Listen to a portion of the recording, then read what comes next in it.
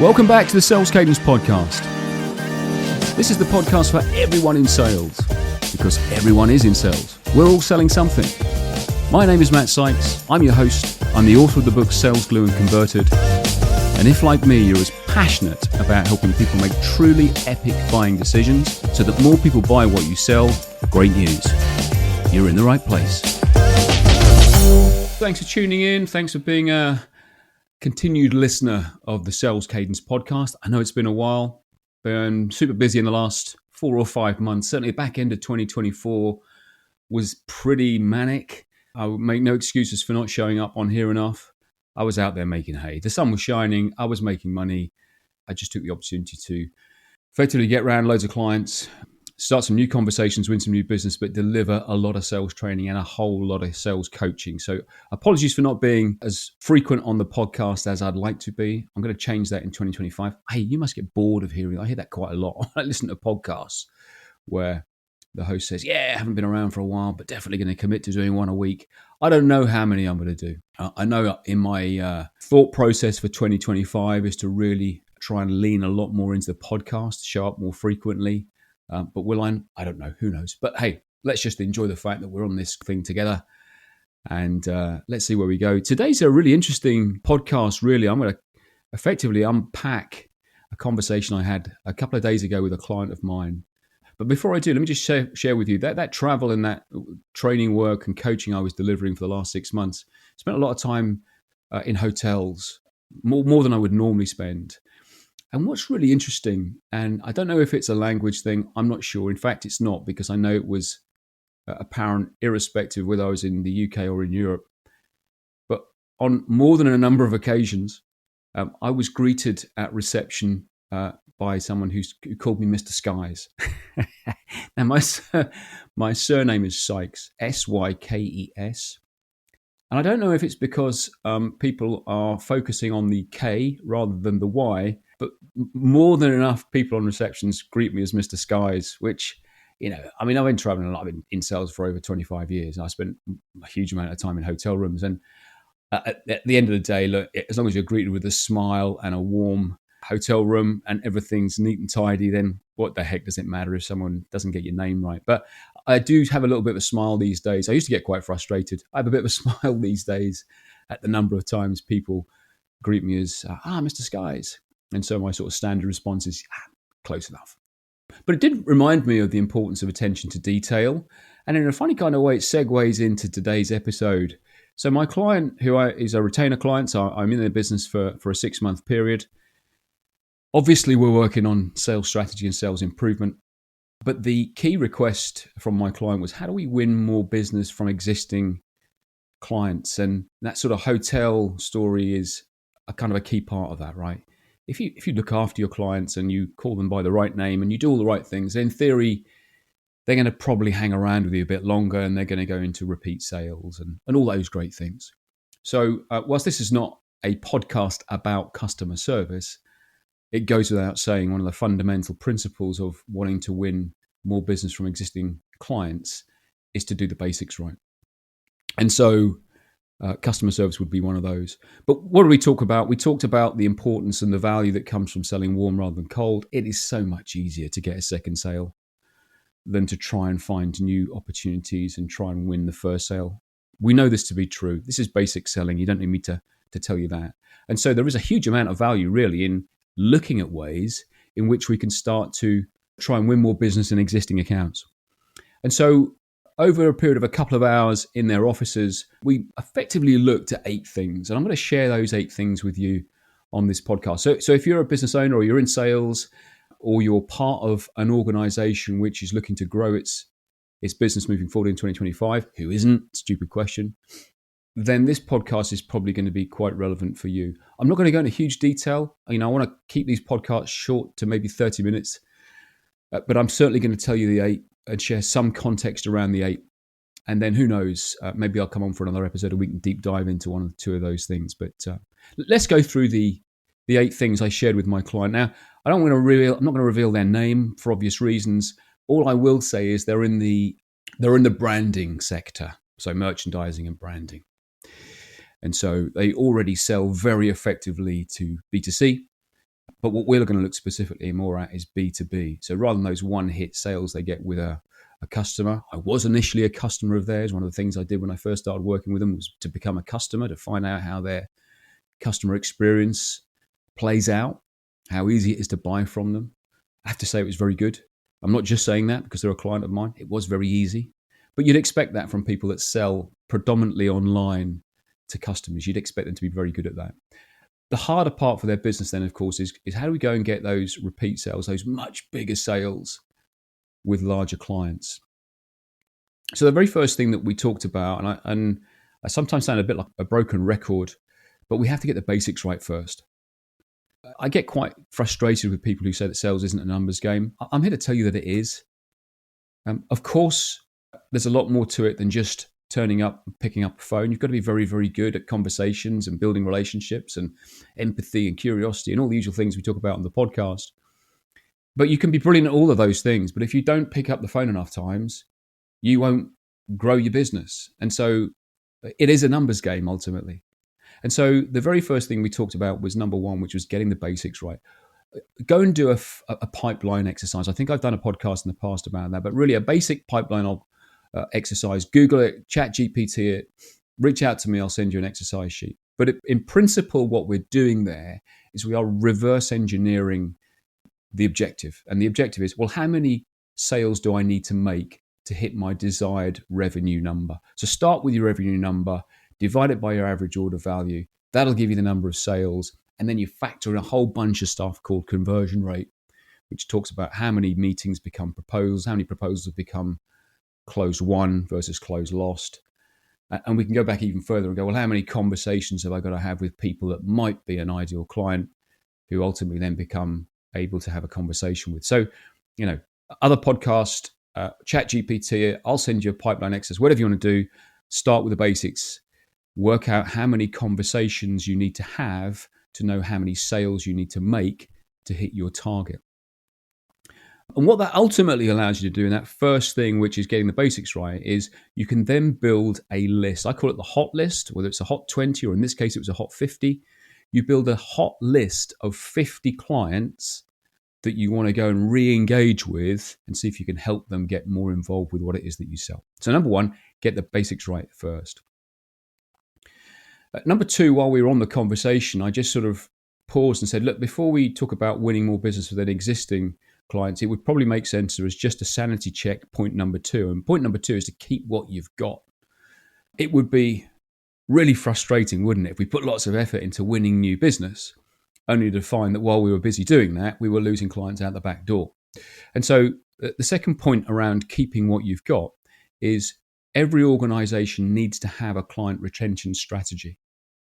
Now, those of you that are listening that work in organizations and maybe you have either account management roles in the business, maybe you are an account manager, then clearly, a big part of what you do for a living is to have a retention strategy, which means that you keep the accounts that you look after in your portfolio, and then you spend the opportunity, perhaps less than you should in some cases.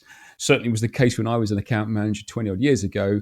Probably wasn't spending enough time trying to grow new business, but certainly very, very good at retaining what I'd got and building relationships within existing clients. So you do need to have a retention strategy. And that really is where an account manager will really earn their corn. Now, in the case of my client, they don't have account managers at the moment. They don't have the luxury of having an account management facility within their business. So they got salespeople making sales. And to some extent, they are a little bit exposed then, because if they haven't got some kind of account management or customer retention strategy in place, then there is a risk that they might lose business. And so one of the things that I advised my client around was to, when you've got your hot 50 list, is create what we call QBRs, which are quarterly business reviews. So you pick up the phone, you have a conversation with client, a variety of different things on the agenda. But at the end of that conversation, the most important thing to do is to put a date in the diary for the next quarterly business review. Clues in the name, it's 90 days time, in 3 months time. And interestingly enough, my client said to me, yeah, okay, but what do we talk about at the next meeting? And it's a really great question to ask, because you don't want to just turn up like some sort of bad smell and just hover around. In fact, those days are gone, right? So there has to be some reason, some relevance of why your client would want to meet with you in 90 days' time. And my response was quite simply this. Well, look, if they are buying what you sell and they are a competitive organization that is trying to grow their business as well, so therefore they're selling to their clients, they would need to know more about what it is that you sell to them so that they can either go and buy more or make sure they're buying at the competitive price, or be open to any other new and innovative ideas that you've got, any new services and new products. So there's a whole raft of different things that you would want to speak about in a quarterly business review before you talk about the basics of account management, which is, are we doing what we said we did? Have they got any concerns or complaints or challenges that we can talk about? How do we make sure things are going okay? So, and again, let's not spend too long here worrying about agendas. All I would say is most people who are worth their salt will have no problem sitting down with a supplier every 90 days. So quarterly business reviews is a great way to start to ensure that you've got some kind of client retention strategy in place and you keep what you've got. Point number 3 was the fact that they have 60,000 clients on their database. Okay, some of those have lapsed, some of those are one time, but some of them order on a frequent basis. And so the first thing I said to my client was, well, how many of those fit the ideal client profile? Again, loads of stuff we've done in the past on ICPs. You'll find a load of stuff in my book converted around the ICP. Google it, ChatGPT, Claude, whatever it is that you use. But ultimately, there's a very simple framework in which you work out who is your ideal client. But you do need to be sure that of those 60,000 clients that you've got in your database, Mr. Client, that you only really want to be engaging those that fit your ideal client persona. So if you think about me as a client to his business, I bought one thing and one thing only. I am not an ideal client, but I'm in that database. So don't waste your time talking to people like me. Go and identify those that are the clients that you want to go and spend more time with. And in the case of his ICP and his Hot 50, then we're talking about trying to engage with slightly larger corporate organizations. So if you can imagine, if you're in the branding, merchandising industry, then you want to go and rub up against the likes of, KPMG, Ernst & Young, banks like Barclays, Lloyds, where you've got thousands of employees who will quite frequently be attending all hands sessions, corporate days, where it's pretty normal to have the different merchandising with logos. And so those are the ICPs that go into the Hot 50. And the way that you can really identify that is you just pull a report of your 60,000 clients in your database, and then you filter them. And you filter them by the basics: annual revenue, headcount. You can quite easily get that done through ChatGPT, or if not, then obviously have someone in your organization who's willing to spend a little bit of time behind a desk and just do some basic checks, whether that's on LinkedIn or Companies House. But ultimately, in a very short space of time, you can filter your large list of database down to a relatively small list predicated on some key metrics. Number one, how many people work in that organization? There needs to be thousands. If my client is going to spend their time engaging with people that are going to place big orders, revenue is going to have a big say in that as well. Need to be careful with that, because I also know a lot of clients that churn over millions that have only got maybe 20 people working there. So there needs to be a bit more than just a data dump. And then actually the third one we mentioned was, then can we try and sort by sector? And I think most organizations will benefit if they sort their sales or their client list by sector.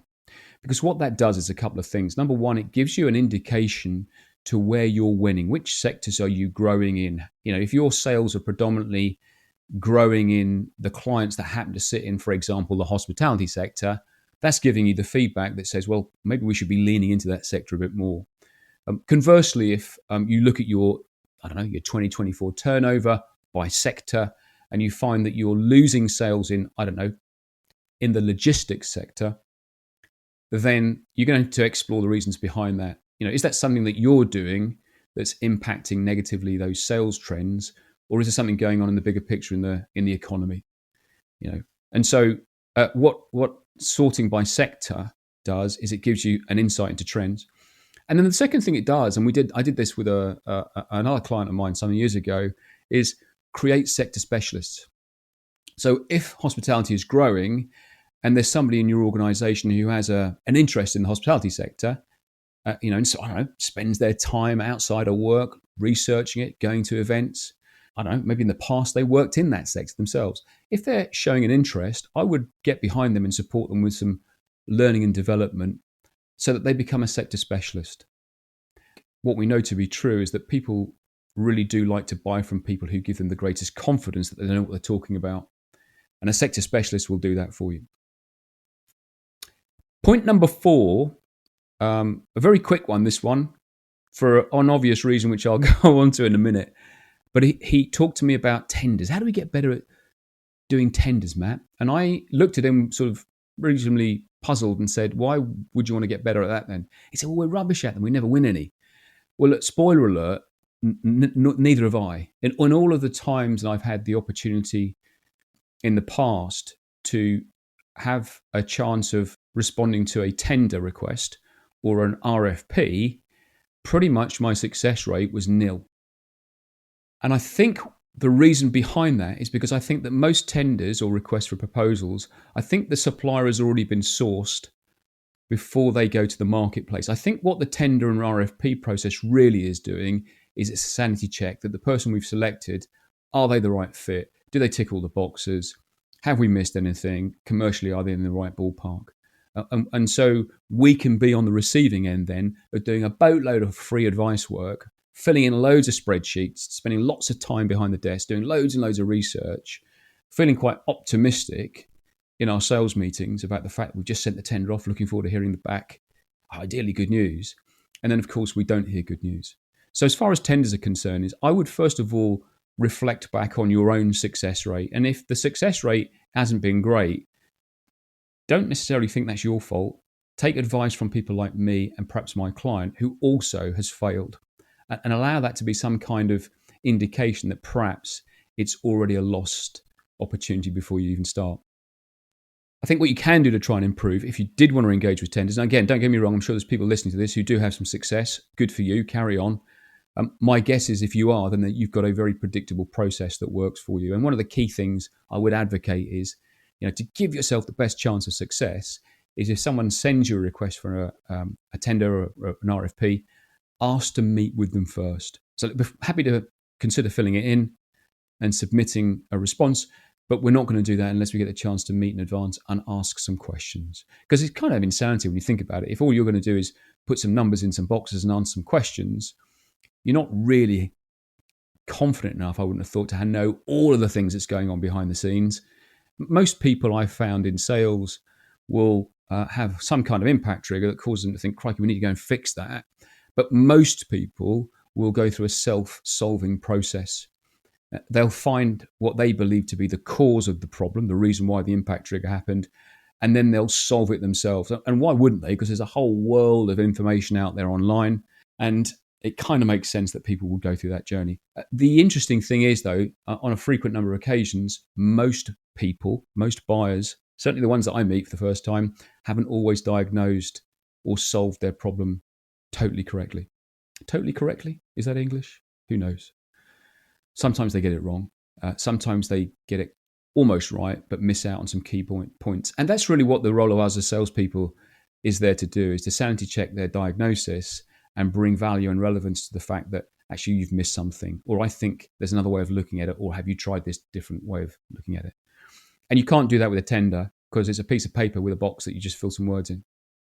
So in terms of tenders, no pre-meet, no tender. That's my rule. Up to you if you go with the same process. But we didn't spend too much time talking about it because point number 4, tenders and RFPs, we've stopped it. He's not spending any more time on that moving forward. You're listening to the Sales Cadence podcast with Mike Skies. Point number 5 was all about account-based marketing. Now, full disclosure, I am not a marketeer. I don't claim to be one. I understand the basics of marketing, of course. I've marketed my own business for the last 11 years. And so I have a good grasp of how to create engagement, but I'm not a marketeer. And so account-based marketing is relatively new to me, other than what we expect to be the fundamentals, which is rather than marketing to everybody, we are now fine-tuning our lens. And really, we're only going to market to that hot 50 list of ICPs. And we're going to be far more specific in the way that we engage with them. And I'll give you an example of account-based marketing.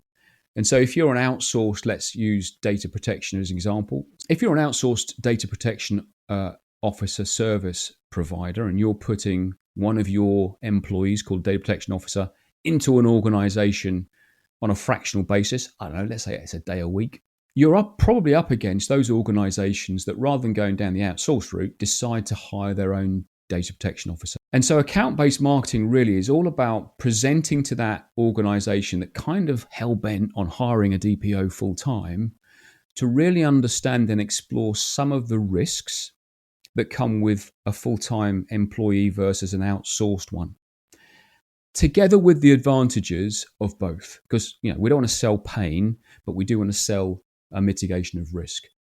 Most people will be very, very keen to hear about some of the challenges they may experience with your wisdom, rather than hearing about all the crap and shit that can happen if they get it wrong. And so we have to have an element of, shall we say, pleasure and pain in every discussion that we have. I digress. Back to the data protection outsourced fractional service.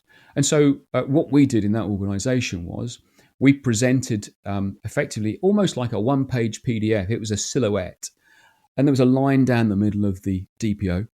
And on the left-hand side, we showed all of the costs associated with a full-time employee, salary, potentially bonus, national insurance, all those associated costs that come with hiring an employee, maternity cover, holiday cover, sickness.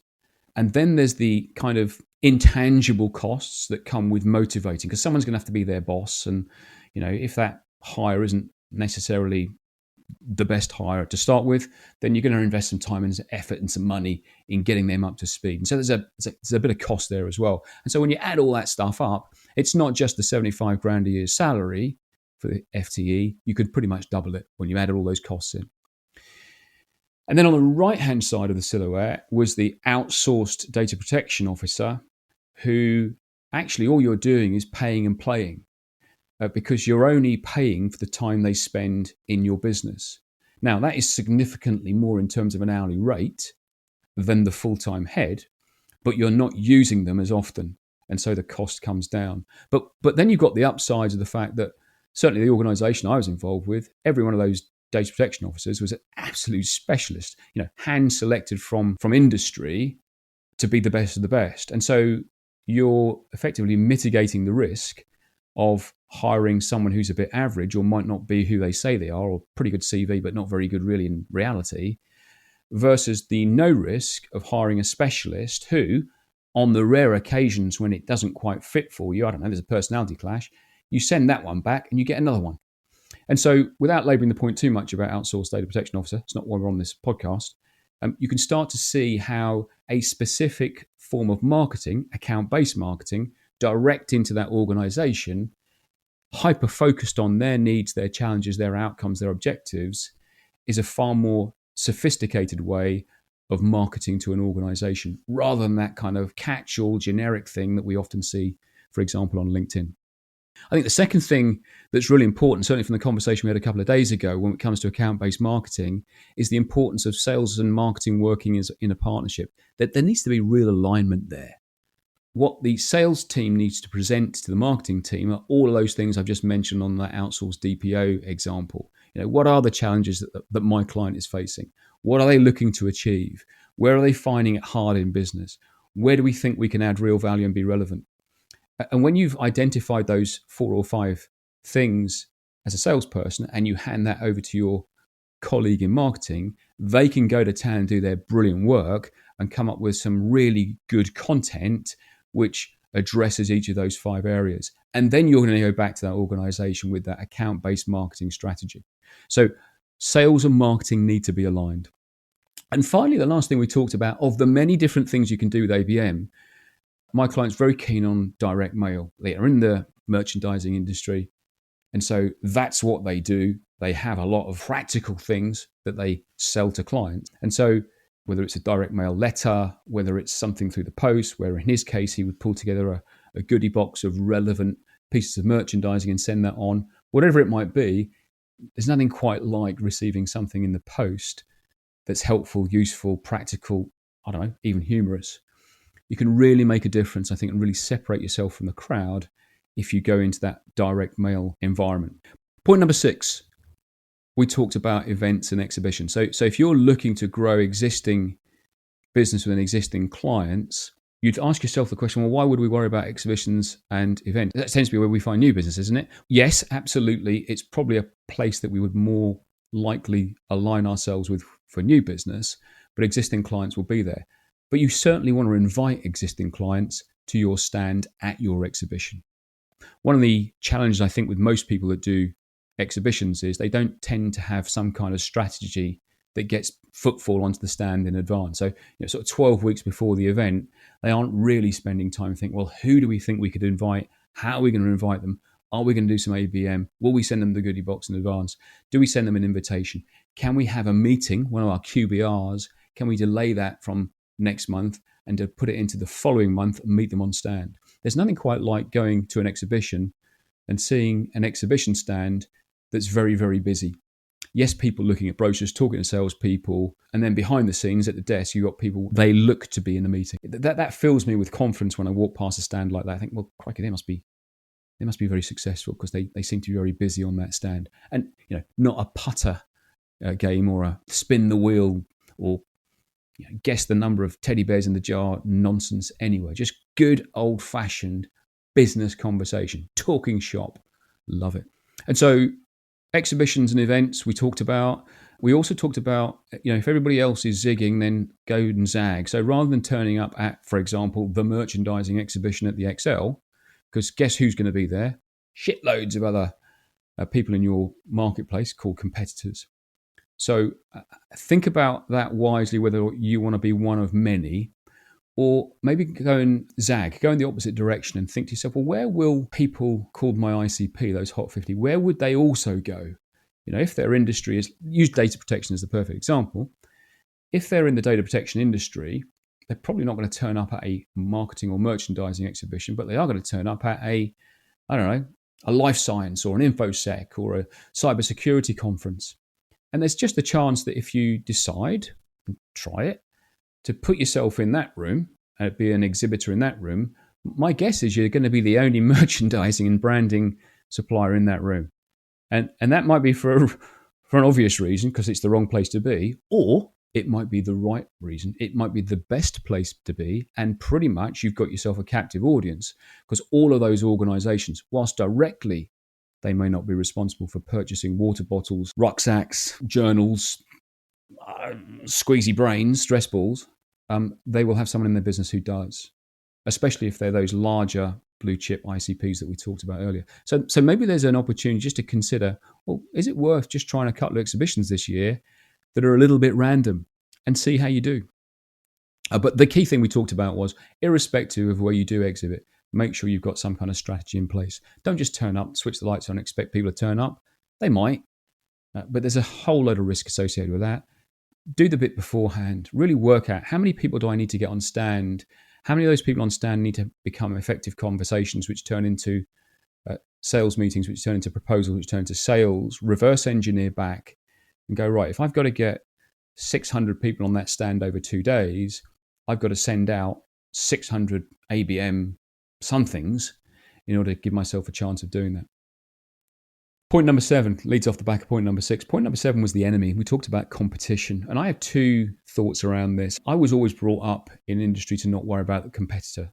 You do your own thing, you plow your own field, and as long as you're good at what you do, just crack on and don't worry about anybody else. And I think there's a lot of truth in that. There's also a slightly other way of looking at it, and I've become more aligned with this in the last sort of 10 years, which is you do really need to understand who your competitors are. I am connected on LinkedIn with a number of my competitors, partly because I'm interested around how they promote themselves and the content they put out. But I just want to keep an eye on them. I just want to find out what they're up to, basically, because what that does is it keeps me sharp. Go and find out who's good in your industry, and you might decide you want to go and copy what they do in certain areas. Plagiarism. It's one of the compliments, I think. If people start to copy you, it's because they value what you do. Find out what they're good at. If they're only good at something and you like it, then copy it, not directly, but find something aligned to what they do and put your own spin on it. I don't think there's anything wrong with that. The whole of the sales industry is predicated on people copying each other. everybody in the sales industry, including myself, is effectively telling the same story that's been told for the last 200 years. We just put a different spin on it. It's the same pig, different lipstick. It's probably the same in your industry as well. The other thing about just keeping an eye on the enemy is you can start to see where their weaknesses are. And you might decide in your sales conversations with your clients, who are also perhaps talking to your competition, to just bring to their attention some of those weaknesses in a very respectful way, but bring it to their attention. You can actually leverage to your advantage your competitor's weakness if you're willing to share that with your client. Your client is looking to avoid messing up, right? The fear of messing up is key. You hear about it a lot these days. They don't want to make a mistake if they go with a competitor who ultimately is going to let them down because of X, and maybe bring X to their attention. Last thing we talked about, again, what was the whole point of the conversation with my client? It was about how do we grow more business in existing clients. And the last thing we talked about really was him as an individual and the ability to be seen as a key person of influence, the Daniel Priestley thing. And how do you show up as a thought leader, somebody who effectively, I wouldn't say owns that sector or that marketplace, but certainly is a key player in it. And the way that you do that, of course, is you have to be active. You have to put yourself out there. Clearly, you've got to talk the talk and walk the walk. If we talk about the classic phrase, the trusted advisor, you've got to give advice and people have got to trust you if you want to become that trusted advisor. And so being a key person of influence is effectively ticking those two boxes. You've got to show up regularly, whether that's in person, QBRs, or in this case, have some kind of show up campaign when it comes to LinkedIn. Yeah, rather than that inconsistency, which we're all guilty of, go for consistency. And again, I think you can overcook that as well if you're showing up every single day and the content that you're delivering is a little bit of look at me rather than some really well thought through content that's of relevance to the other person. That can also harm you. So there is a fine line between showing up and being consistent and not overkilling. But absolutely be frequent and consistent on the social channels which your clients are on. And again, that's another key important point is it's great being active on LinkedIn, but if your client isn't, it's kind of killed the whole point of doing it really, isn't it? I think the second thing you can think about is putting yourself out there across mediums like this. So come and be a guest on the podcast, have your own podcast. And of course, the beauty of having your own podcast is you get to control the conversation. And every now and again, subtly, you might decide to bring in some kind of sell.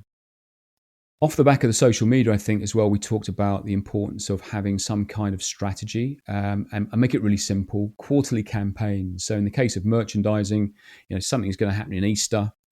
Easter tends to be when organizations start to have their very first all hands day of the year. We've had the first quarter. Let's get together in a room, hug each other, get drunk and talk about the numbers. And so leading up to that first quarter, some kind of campaign which promotes, and puts you in their minds as being the person who actually is in the space of, the merchandise that we might need for our all hands day. Quarter three, school uniforms, back to school. What are you going to do the 8 weeks leading up? When you put on your calendar those key moments and then you work backwards to create some kind of strategic campaign, I think you get a much better chance of slowly burning through some information on a very consistent yet respectful way, which puts you front of mind. Because the objective really of all of this key person of influence, point number 8, is for you to be at the top of their thought process when they decide to think about buying whatever it is that you sell.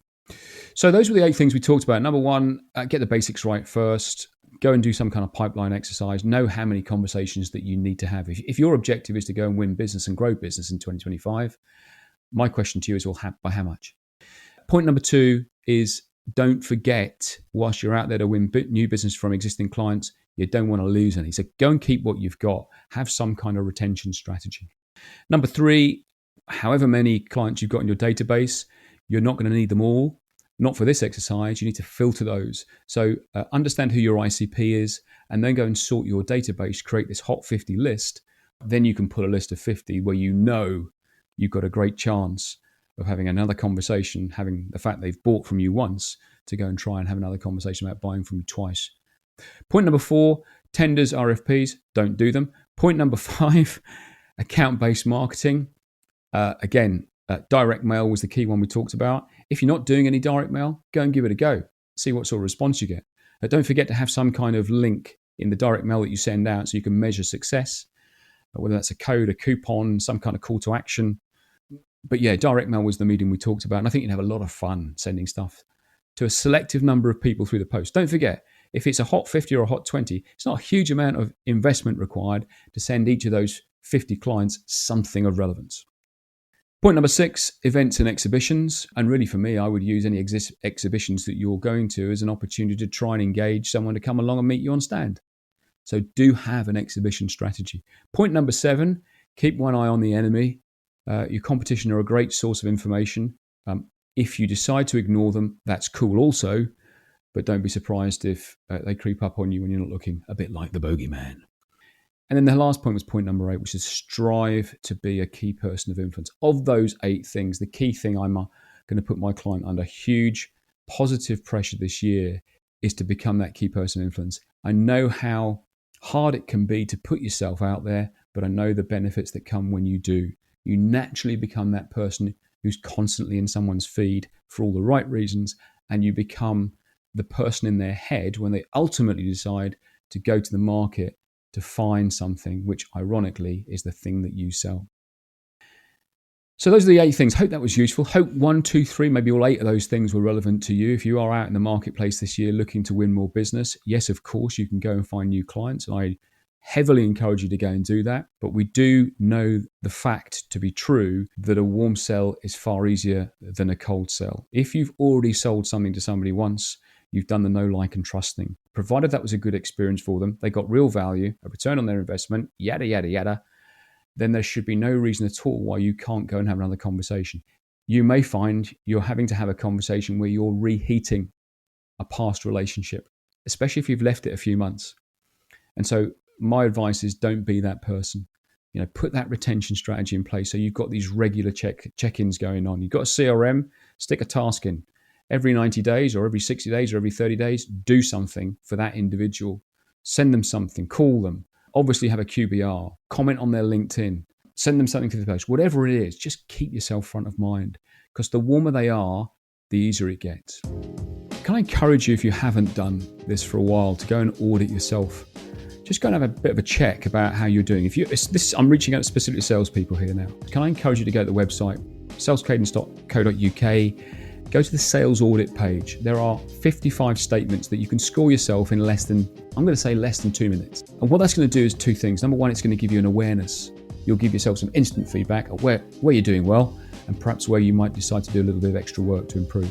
And then the second thing it's going to do is going to send you an email. It's going to give you the opportunity to spend 15 minutes on a call with me. We'll go through your scores. I'll pull out maybe the 2 or 3 things that I see to be the key issues for you. And I'm going to share with you some ideas to allow you to go off, try and turn some of those numbers in a slightly upward direction. If you're in sales, can I encourage you to go there in literally 30 seconds when this podcast finishes?